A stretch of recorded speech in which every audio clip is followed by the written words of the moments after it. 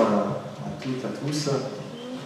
Heureux d'être là avec vous pour ce deuxième culte. J'ai les salutations à vous transmettre de votre pasteur, Dieudonné Kassonga, que Dieu le bénisse là où il est, sur Côte-Bécancourt, et qu'il fasse du bien par son ministère. On va sans plus tarder entrer dans la méditation de la parole de Dieu, et je vous propose pour cela de faire une première lecture dans le deuxième livre de Samuel, au chapitre 23 et à partir du verset 1er. 2 Samuel, chapitre 23, verset 1er. Alors, ce ne sera pas le même message qu'au premier culte. Au premier culte, on a vu avec la parole de Dieu cette réalité que Dieu désirait voir en nous un cœur selon son cœur. Comme David a été appelé homme selon le cœur de Dieu, bien nous aussi nous sommes appelés à l'être. Mais je voudrais aller plus loin dans ce deuxième culte et découvrir que ce cœur que Dieu veut voir en nous, c'est aussi un cœur d'adorateur. 2 Samuel chapitre 23, verset 1er, voici les dernières paroles de David. Paroles de David, fils d'Isaïe, paroles de l'homme haut placé, de loin du Dieu de Jacob, du chantre agréable d'Israël.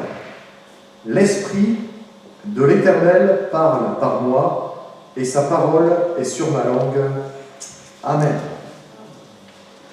David, un homme selon le cœur de Dieu.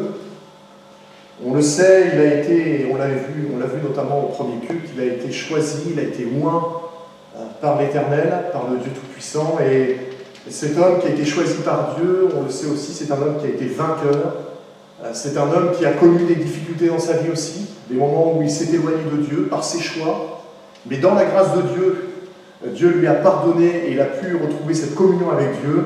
C'est un homme qui a eu des moments de faiblesse, mais c'est aussi un homme qui a été oint, et c'est un homme qui est appelé ici le chantre agréable de l'Éternel. Le chantre agréable de Dieu.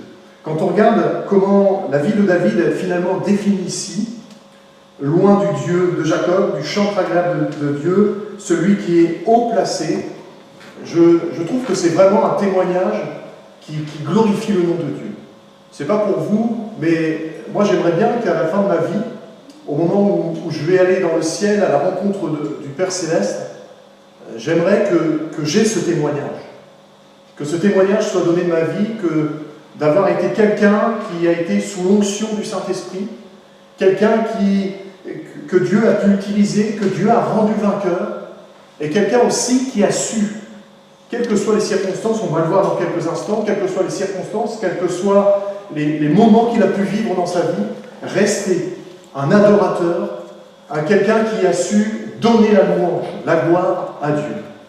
Et on le sait par la parole de Dieu, par tous les récits qui parlent de David, que David n'a pas forcément eu une vie facile. Il a connu des combats, il a connu des difficultés, il a connu des épreuves, il a connu des échecs, mais dans toutes ces circonstances, on voit que David est resté un adorateur. David est resté quelqu'un qui a chanté le nom de l'Éternel, quelqu'un qui a proclamé qui était Dieu et la grandeur de Dieu. Et vous et moi, on le voit ne serait-ce que dans le livre des psaumes, ce que David a écrit est là souvent pour nous encourager, pour fortifier notre foi. Vous et moi, on sait que parfois il y a des moments où c'est pas facile, on est découragé, et quand on lit les psaumes, d'un seul coup, il y a la foi qui naît dans nos cœurs, il y a l'espoir, il y a le courage qui nous est communiqué, parce que David a vécu et qu'il a su retranscrire, et combien c'est incroyable de pouvoir lire ces paroles, que Dieu est notre berger, on l'a chanté tout à l'heure, que Dieu est notre forteresse, que Dieu est notre secours, et tout ça David l'a écrit, étant cet homme, selon le cœur de Dieu, rempli de la louange de l'adoration pour notre Seigneur. Moi j'aimerais avoir ce témoignage, et je prie que chacun d'entre nous, qui sommes là et qui aussi nous regarde, eh bien, puisse avoir ce témoignage devant Dieu.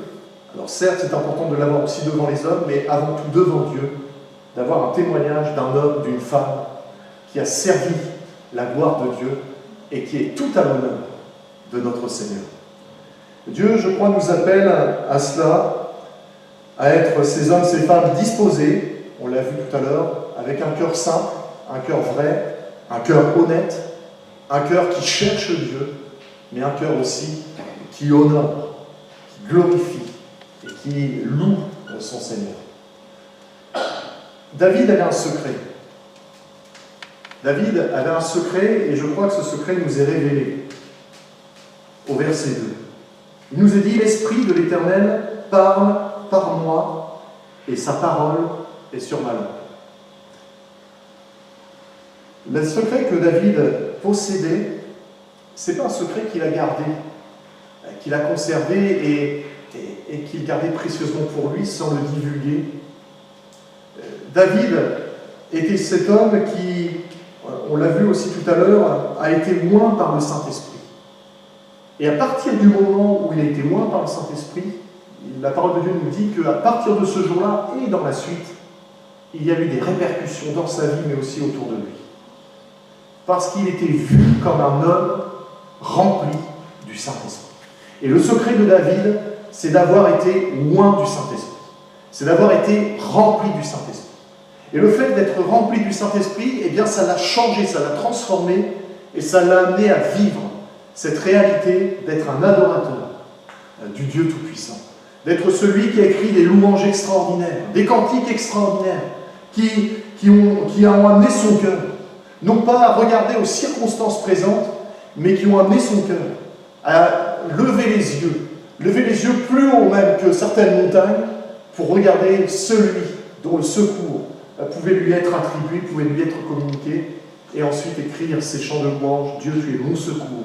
Dieu, tu es souverain. Dieu, tu es mon rocher, ma forteresse. Tu es celui en qui j'ai confiance. Et tu es celui qui agit jour après jour.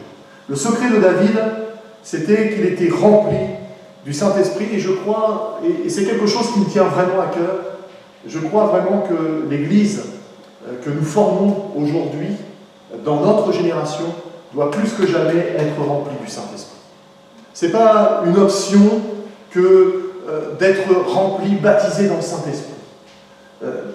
Aujourd'hui, malheureusement, on a l'impression qu'on peut vivre la vie chrétienne comme bon nous semble, et à partir du moment où on prie Dieu, à partir du moment où on lit la Bible, à partir du moment où on croit en Dieu, eh bien ça suffit. Je crois que dans les circonstances que l'Église rencontre aujourd'hui, elle a plus que besoin d'avoir aujourd'hui l'assistance du Saint-Esprit, d'être rempli du Saint-Esprit, parce que quand on est rempli du Saint-Esprit, ça change les choses, ça change les circonstances, notre regard n'est plus le même, et notre vie arrive et est conduite dans l'adoration du Dieu Tout-Puissant, du Dieu qui est vivant et vrai. Jésus parlera de cette réalité que chacun d'entre nous qui croyons en Dieu, qui avons mis notre vie à la disposition de Dieu, doit arriver à être des adorateurs de Dieu en esprit et en vérité. C'est ce qu'on trouve dans l'Évangile selon Jean, au chapitre 4, et Jésus dira ceci notamment: ce sont là les adorateurs que le Père demande, littéralement cherche. Il faut que ceux qui l'adorent en esprit et en vérité. Pourquoi? Parce que Dieu est esprit. Il y a une réalité, c'est que nous ne pouvons pas adorer Dieu simplement par nos pensées, simplement par nos paroles, mais qu'il y a une réalité spirituelle dans laquelle il nous faut entrer en tant qu'enfants de Dieu. Et lorsque nous sommes remplis du Saint-Esprit, le Saint-Esprit nous aide à entrer dans cette dimension, c'est de devenir des adorateurs en esprit et en vérité. L'esprit de l'homme est souvent lié à sa pensée, à sa manière de concevoir les choses, à sa manière de voir, de discerner. Vous et moi, quand on est confronté à une situation, bien souvent, on la reçoit, on y est confronté avec ce que nous sommes. Notre schéma de pensée, notre manière de voir les choses, notre expérience. Mais on a tellement besoin d'être assisté par le Saint-Esprit pour discerner les choses telles que Dieu lui les voit.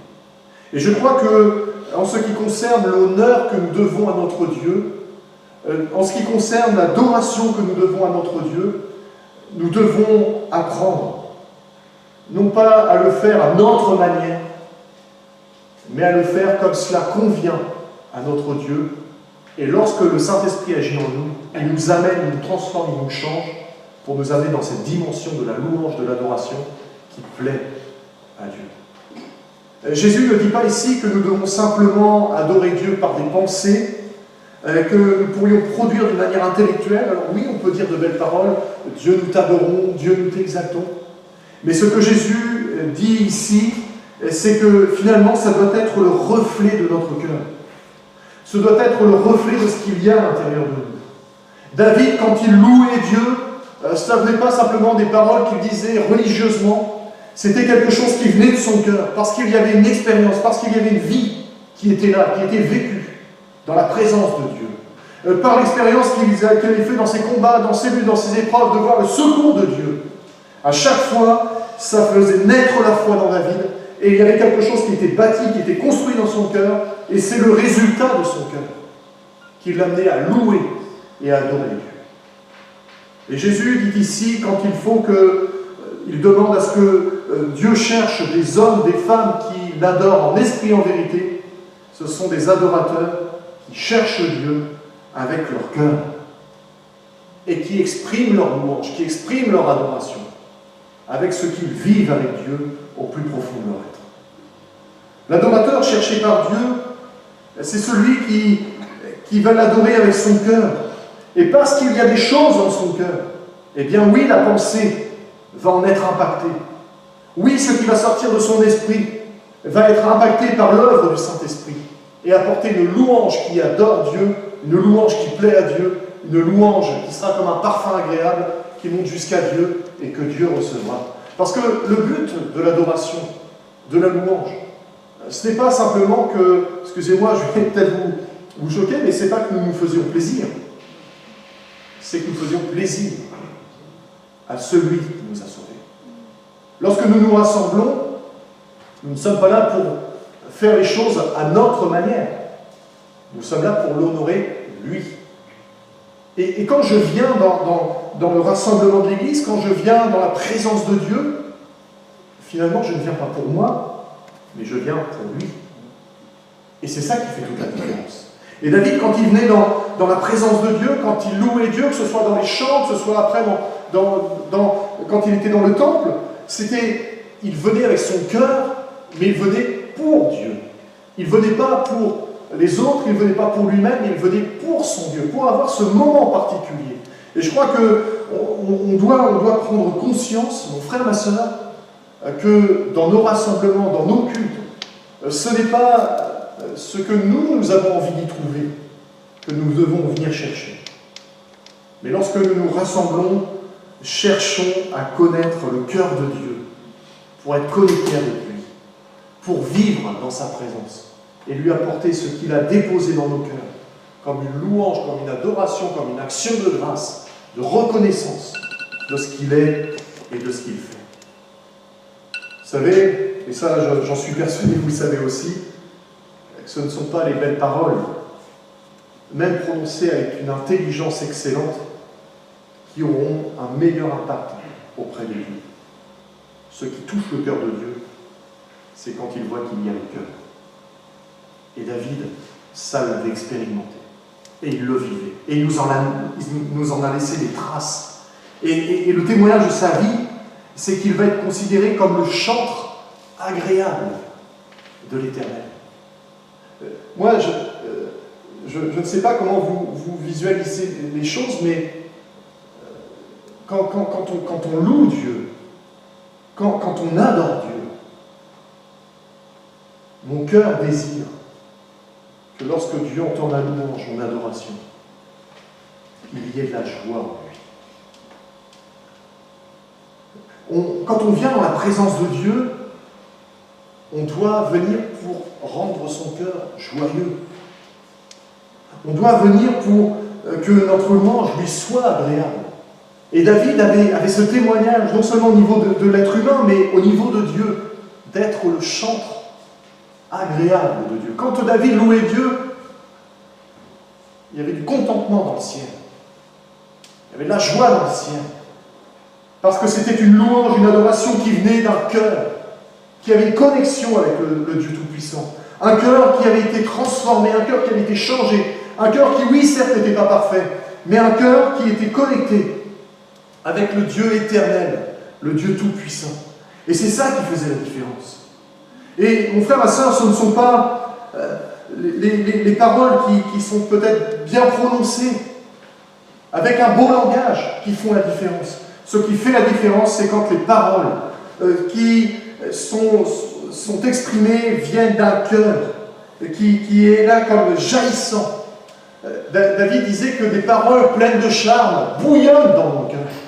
Quand je viens dans la présence de Dieu, quand je viens dans le rassemblement de l'Église, quand je viens dans la louange, eh bien, mon cœur doit être ainsi, bouillonnant. J'ai envie d'exalter, j'ai envie de louer, j'ai envie d'adorer mon Dieu. Parce que je sais ce qu'il a fait. Et je sais ce qu'il est encore capable de faire. Parce que je sais que ce qu'il a accompli, ce n'est pas terminé. Même si dans le moment présent, je peux être dans le combat, même si je peux être dans l'épreuve, je sais que Dieu a toutes choses entre ses mains. Et que je peux, avec assurance, venir devant lui et lui donner tout l'honneur, lui donner toute la gloire, même si je ne comprends pas. Je sais qu'il est Dieu. Et je sais qu'il est le Tout-Puissant. C'est une telle adoration que David donnait à Dieu. Dans ses chants, et ces chants avaient un impact auprès du peuple. Et merci Seigneur, parce que ces chants ont toujours un impact, même pour nous aujourd'hui. Pourtant, on est éloigné de lui, de par les siècles qui nous séparent de sa vie. Mais ces chants qui ont été inspirés par le Saint-Esprit, qui ont été vécus avec un cœur vrai et honnête devant le Seigneur, ces chants ont encore un impact pour nos vies aujourd'hui. Dieu cherche encore aujourd'hui parmi nous ses adorateurs, en esprit et en vérité.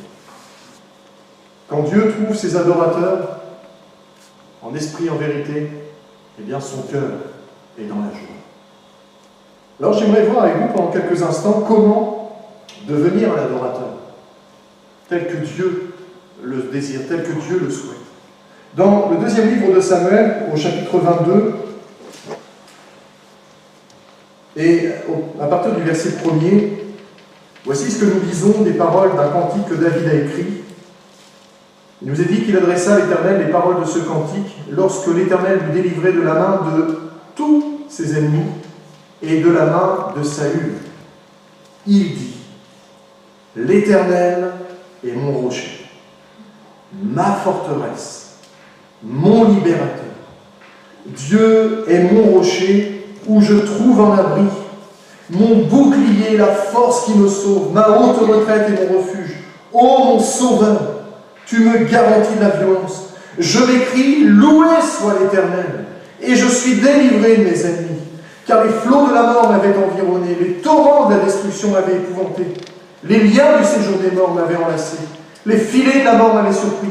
Dans ma détresse, j'ai invoqué l'Éternel, j'ai invoqué mon Dieu de son palais, il a entendu ma voix, et mon cri est parvenu à ses oreilles. On prend ensuite au verset 47. L'Éternel est vivant, et béni soit mon rocher, que Dieu, le rocher mon salut, soit exalté. Le Dieu qui est mon vengeur, qui m'assujettit les peuples, et qui me fait échapper à mes ennemis. Tu m'élèves au-dessus de mes adversaires, et tu me délivres de l'homme violent. C'est pourquoi je te louerai parmi les nations, ô Éternel, et je chanterai à la gloire de ton nom. Il accorde de grandes délivrances à son roi, et il fait miséricorde à son roi, à David et à sa postérité pour toujours. Amen. Et ça, c'est que juste un extrait de ce que David a vécu. C'est juste un extrait de sa vie.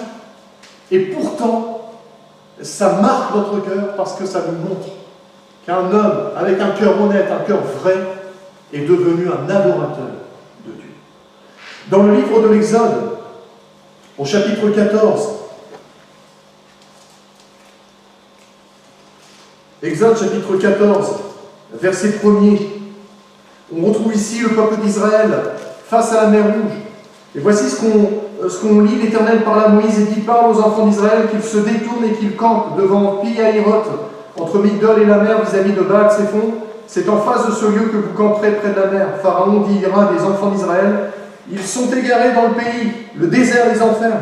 J'endurcirai le cœur de Pharaon, et il les poursuivra. Mais Pharaon et toute son armée serviront à faire éclater ma gloire, et les Égyptiens sauront que je suis l'Éternel, et les enfants d'Israël firent ainsi. On prend ensuite au verset 30. En ce jour, l'Éternel délivra Israël de la main des Égyptiens, et Israël vit sur le rivage de la mer les Égyptiens qui étaient morts. Israël vit la main puissante que l'Éternel avait dirigée contre les Égyptiens, et le peuple craignit l'Éternel, et il crut en l'Éternel et en Moïse son serviteur. Alors, au chapitre 15, verset 1er, alors Moïse et les enfants d'Israël chantèrent ce cantique à l'Éternel, ils dirent, je chanterai à l'Éternel, car il a fait éclater sa gloire. Il a précipité dans la mer le cheval et son cavalier. L'Éternel est ma force et le sujet de mes louanges. C'est lui qui m'a sauvé. Il est mon Dieu, je le célébrerai. Il est le Dieu de mon Père, je l'exalterai. Amen. Comment Dieu fait-il pour faire de nous de vrais adorateurs? C'est une question. Et on va essayer d'y répondre avec la parole de Dieu. Je crois que devenir des adorateurs en esprit, en vérité, ça nous amène à passer par une école. Une école que Dieu permet, que vous et moi on connaisse, pour faire de nous de vrais adorateurs. C'est facile de louer, d'adorer le Seigneur quand tout va bien. Vous êtes d'accord avec moi? Si tout va bien, qu'on a la paix, on a l'abondance, tout va bien, c'est facile de dire « Seigneur, je te loue, je t'adore de tout mon cœur ». Mais quand tout va mal, là c'est moins facile. Et pourtant c'est là aussi que Dieu doit trouver en nous ses adorateurs. C'est une école où Dieu permet que nous passions, que nous allions, pour que naisse en nous la dépendance à son nom, à son autorité, à ce qu'il est. Pour qu'étant dépendant de lui, dans la confiance que nous avons en lui, eh bien, ce qui va en ressortir, ce n'est pas de l'amertume, ce n'est pas du découragement, mais c'est plutôt de la reconnaissance, de l'adoration.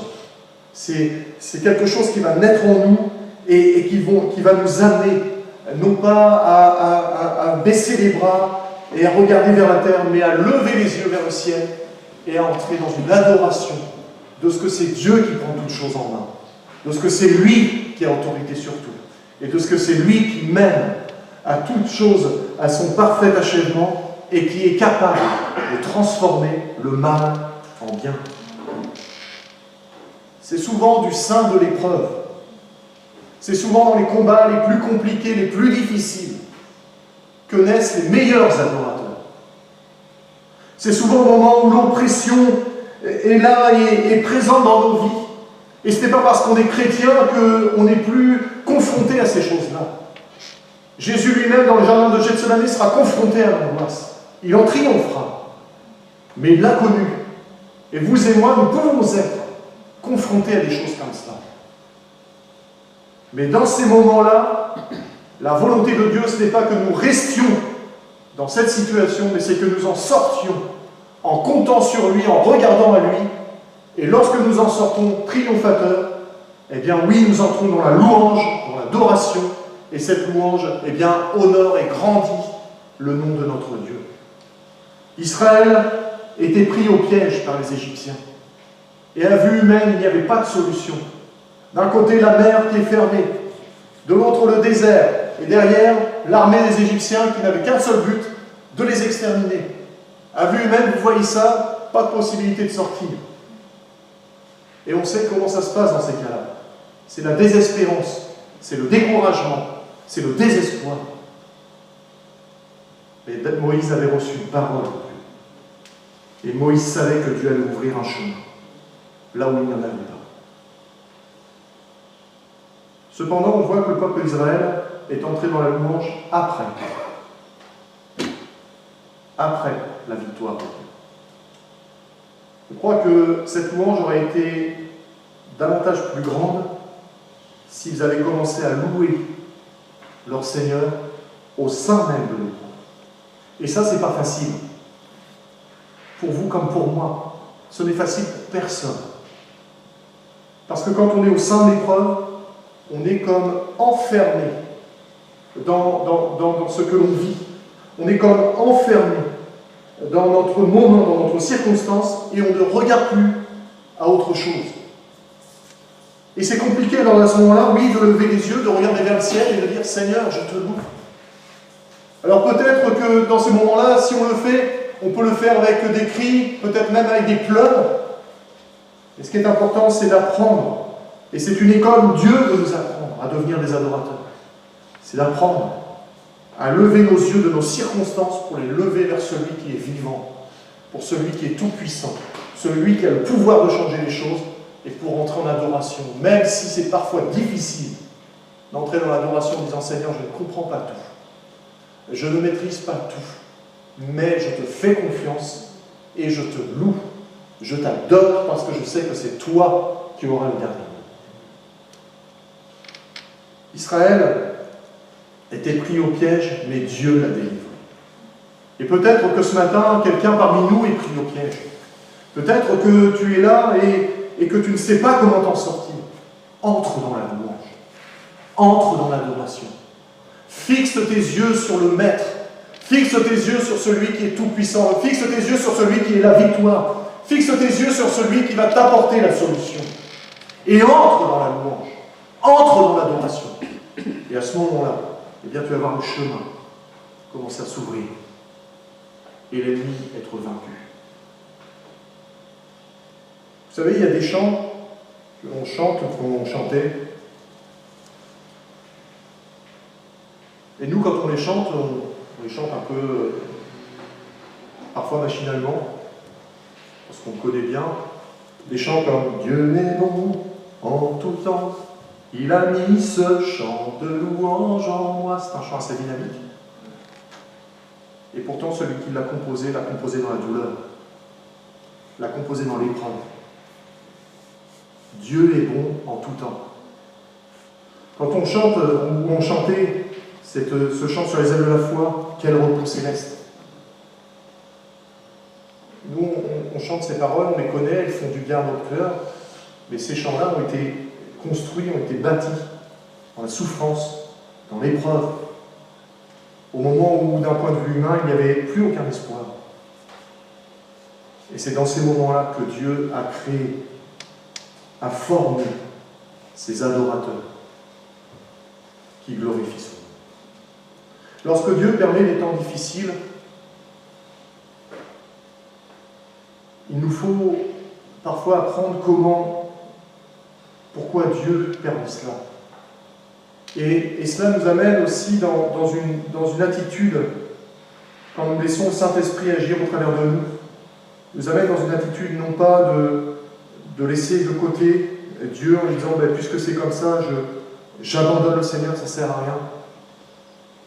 Mais le Saint-Esprit vient travailler notre cœur pour que notre foi grandisse, que notre foi s'établisse, non pas sur des acquis, non pas sur des choses solides qui nous paraissent solides de ce monde, mais que notre foi s'établisse sur le rocher ferme, solide, qui est inébranlable, celui de notre Dieu.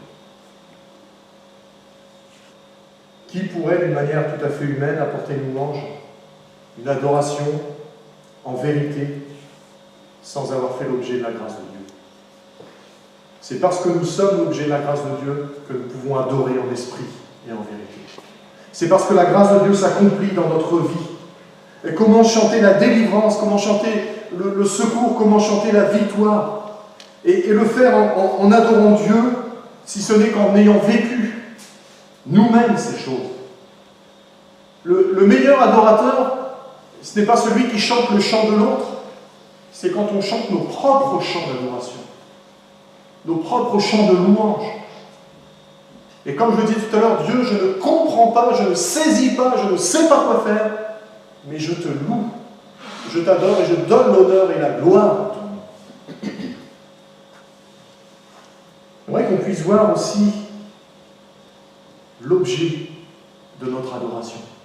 Parce que être des adorateurs en esprit et en vérité, c'est apporter notre adoration à quelqu'un. Et l'épître de Paul aux Romains nous dit ceci, au chapitre 1er, verset 25, « Ils ont changé la vérité de Dieu en mensonge et ils ont adoré et servi la créature au lieu du Créateur, qui est béni éternellement. » Dieu doit toujours rester, mon frère et ma sœur, l'objet, le but de notre adoration. Dieu doit toujours rester le centre et Dieu doit avoir la place, la première place dans notre cœur, dans notre vie. Dieu doit être celui qui a toute autorité dans notre cœur. Et notre adoration doit s'élever vers lui et vers lui seul. Si peut-être, parfois dans nos vies, eh bien, il y a des circonstances difficiles, il y a des combats, il y a des luttes, ne cherchons pas à nous appuyer sur nous-mêmes ou sur les autres, même si Dieu permet parfois que nous soyons aidés par les autres, mais appuyons-nous sur Dieu. Parce que c'est lui l'objet de notre adoration. C'est lui l'objet de notre louange. Et David fut cet adorateur de Dieu. David fut celui qui savait à qui il apportait sa louange. Et il savait que c'était vraiment à lui, à Dieu, le Dieu éternel, le Dieu d'Israël, le Dieu de Jacob, le Dieu qui est tout-puissant, qui est au-dessus de tous les autres. Il savait que c'était à lui et à lui seul qu'il devait l'adoration et la louange. Et j'aimerais ouvrir une parenthèse que je vais refermer rapidement, parce que ce n'est pas là forcément le propos de ce que je voulais partager avec vous ce matin. Mais si effectivement Dieu est l'objet de notre adoration, la forme que nous utilisons pour l'adorer, eh bien aussi son importance. Vous savez, Dieu n'est pas limité à une tradition. Dieu n'est pas limité à une culture. Dieu n'est pas limité à une manière de faire, à une période, à une génération. Notre Dieu ne change pas. Et ça, c'est quelque chose qui est défini, que la parole de Dieu nous montre, et nous le vivons. Dieu est toujours le même. Christ est le même hier, aujourd'hui, éternellement. Et la parole de Dieu ne varie pas. Cependant, la génération dans laquelle nous sommes n'est pas la même qu'il y a plusieurs siècles auparavant, et encore au temps où la première Église est née. Et les générations changent, les formes peuvent changer, mais le fond de l'adoration doit rester la même. Ce qui est important, mon frère, ma sœur, et là j'aimerais, avant de refermer cette parenthèse, le souligner, ce qui est important, ce n'est pas d'imposer une manière de faire, une pratique. Ce qui est important, c'est le cœur. Et j'aimerais ici le démontrer par quelques exemples. Je me souviens, à l'époque, nous étions à l'église de Rouen-Rive-Droite, et on était au culte le matin, il y avait un temps de louange, d'adoration, et d'un seul coup, il y a une sœur africaine qui est entrée, et dès qu'elle a entendu la louange, elle s'est mise à danser dans tous les sens. Mais moi, ça ne m'a pas choqué. Parce qu'on voyait qu'elle ne le faisait pas pour se montrer, elle le faisait de tout son cœur, elle dansait devant son Dieu. Et je suis sûr et certain que le cœur de Dieu était dans la joie de voir sa fille danser devant lui. Une autre fois, j'étais à une rencontre d'église, et il y a eu un appel, et c'était un appel pour que des personnes puissent retrouver la communion avec le Père.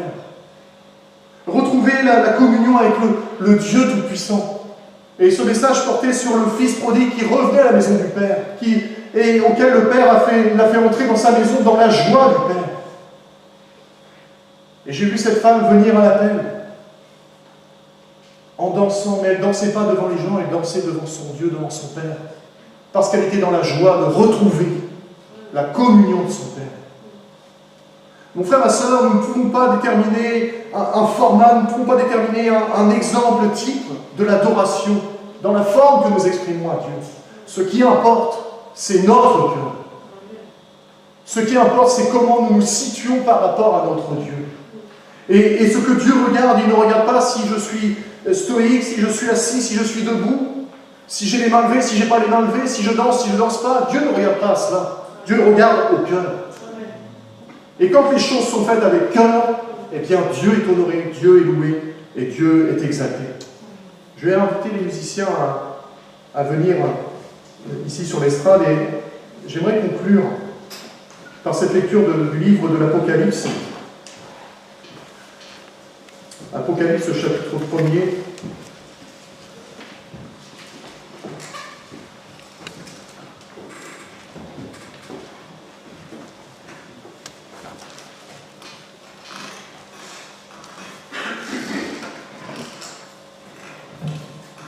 Et ça, c'est ce qui se vit dans le ciel. C'est ce que nous vivons déjà dès à présent sur la terre, mais c'est ce que nous vivons quand nous serons aussi avec le Maître dans le ciel.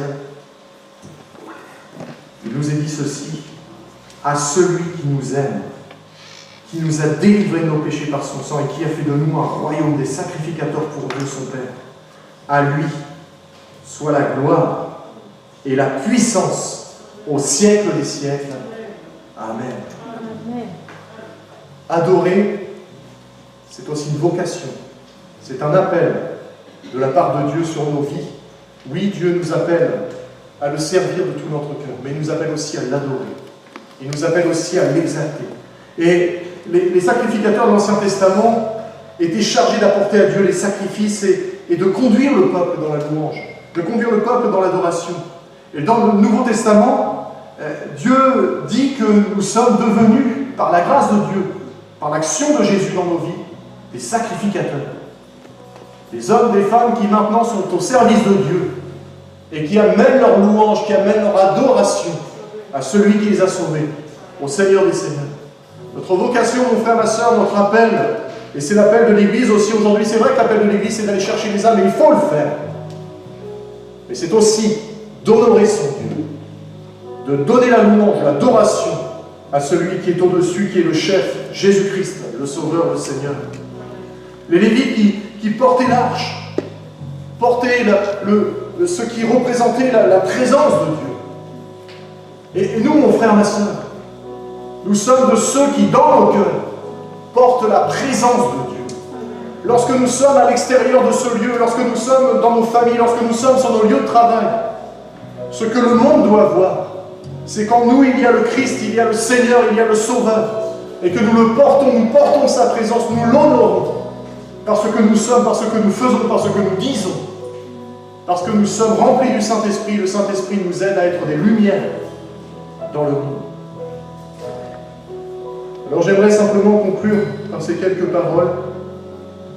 Oui, comme David a été un homme selon le cœur de Dieu, comme David a été un homme avec un cœur d'adorateur, je crois que Dieu appelle chacun d'entre nous aussi à devenir et à apprendre à l'adorer, quelles que soient les circonstances, quels que soient les temps dans lesquels nous sommes, mais à adorer notre Dieu de tout notre cœur. Et mon frère, ma soeur, j'aimerais qu'on pourrait rechanter le deuxième chant que l'on a chanté tout à l'heure, qu'avec ce chant que nous allons rechanter, que nous puissions le faire de tout notre cœur. Nous ne puissions pas considérer peut-être les circonstances dans lesquelles nous vivons, même si elles sont difficiles et le Seigneur connaît toutes choses, mais que nous puissions considérer en chantant ce cantique, nous et Dieu. Ne pas non plus, mon frère, ma soeur, t'occuper de celui qui est à côté de toi, mais en chantant ce chant, entrer en adoration, toi et ton Dieu. Toi et ton Maître. Toi et ton Seigneur. Toi dans ta relation personnelle, avec celui qui t'a sauvé. Et lorsque nous serons dans le ciel, lorsque nous serons dans la présence de Dieu, nous louerons à jamais celui qui nous a sauvés. Nous louerons le Père pour son amour éternel. Nous louerons le Fils parce qu'il a donné sa vie. Nous serons vraiment assistés par le Saint-Esprit pour être tout le temps dans la louange, dans l'adoration. Alors je crois que Dieu nous appelle dès à présent sur la terre à être ces adorateurs, ces adoratrices du Dieu vivant qui est vrai. Ces adorateurs en esprit et en vérité. Mon Seigneur, bénis ta parole maintenant. Et que tu nous aides, Seigneur, dans ta grâce, à devenir ces adorateurs en esprit et en vérité. Celles et ceux qui, malgré peut-être les circonstances difficiles, peuvent, Seigneur, venir vers toi, s'attendre à toi. Et même si, Seigneur, nous ne comprenons pas tout, même si nous ne maîtrisons pas tout, eh bien, Seigneur, que dans ta grâce, tu viennes nous secourir, Et tu viennes nous aider, Seigneur, à sortir de ces mauvais moments. Mais Seigneur, même si nous y sommes en plein dedans, Seigneur, et bien que tu nous aides à apprendre à te donner la louange, l'adoration. Alors ce matin, avec mon frère, avec ma soeur, je veux chanter ce cantique, Seigneur, tout simplement. Seigneur, et dire à mon âme, parce que c'est important parfois de se parler à soi-même. Mon âme, bénis ton Dieu. Mon âme, adore ton Seigneur.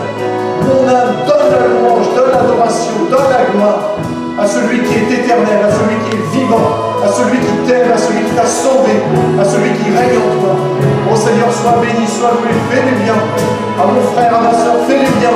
À celui qui a besoin d'être secouru, fais du bien. À celui qui a besoin d'être guéri, fais du bien, Seigneur, à celui qui a besoin d'être sauvé. Mon Dieu, dans le nom de Jésus, je le proclame. Amen.